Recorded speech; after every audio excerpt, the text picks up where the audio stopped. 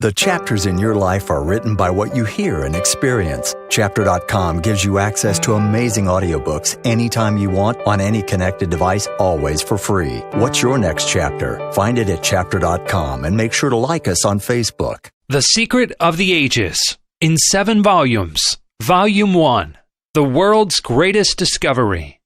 You can do as much as you think you can, but you'll never accomplish more. If you're afraid of yourself, young man, there's little for you in store. For failure comes from the inside first. It's there if we only knew it. And you can win, though you face the worst, if you feel that you're going to do it. Edgar A. Guest, from A Hippo Livin', The Riley and Lee Company.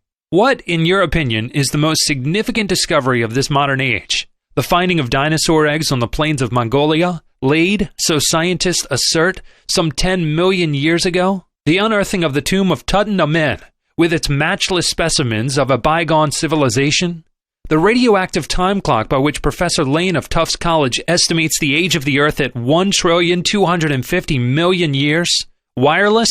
The airplane? Man-made thunderbolts? No, not any of these. The really significant thing about them is that from all this vast research, from the study of all these bygone ages, men are for the first time beginning to get an understanding of that life principle, which somehow, someway, was brought to this earth thousands or millions of years ago.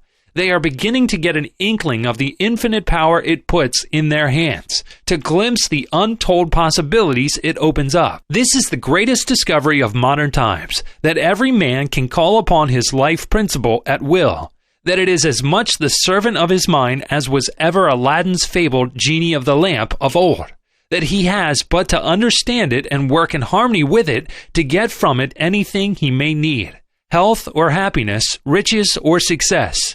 To realize the truth of this, you have but to go back for a moment to the beginning of things. In the beginning. It matters not whether you believe that mankind dates back to the primitive ape man of 500,000 years ago, or sprang full-grown from the mind of the Creator. In either event, there had to be a first cause, a Creator. Some power had to bring to this earth the first germ of life, and the creation is no less wonderful if it started with the lowliest form of plant life and worked up through countless ages into the highest product of today's civilization, than if the whole were created in 6 days. In the beginning, this earth was just a fire mist, 6,000 or a billion years ago. What does it matter which? The one thing that does matter is that sometime, some way, there came to this planet the germ of life. The life principle that animates all nature, plant, animal, and man. If we accept the scientist version of it, the first form in which life appeared upon Earth was the humble algae, a jelly-like mass that floated upon the waters. This, according to the scientist, was the beginning, the dawn of life upon the Earth. Next came the first bit of animal life, the lowly amoeba, a sort of jellyfish, consisting of a single cell without vertebrae, and with very little else to distinguish it from the water round about.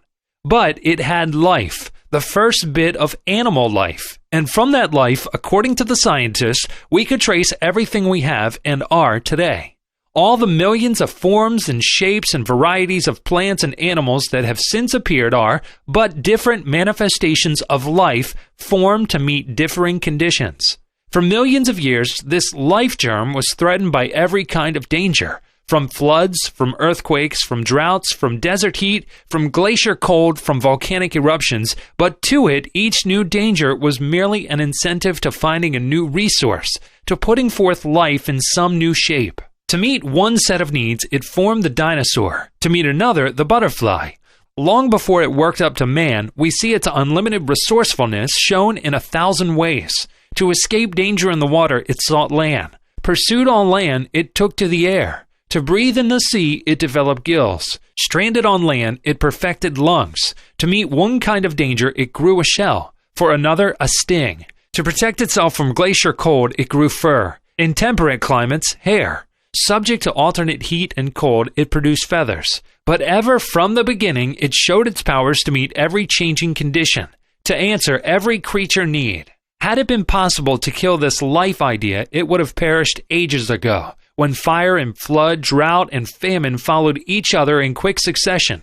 But obstacles, misfortunes, cataclysms were to it merely new opportunities to assert its power.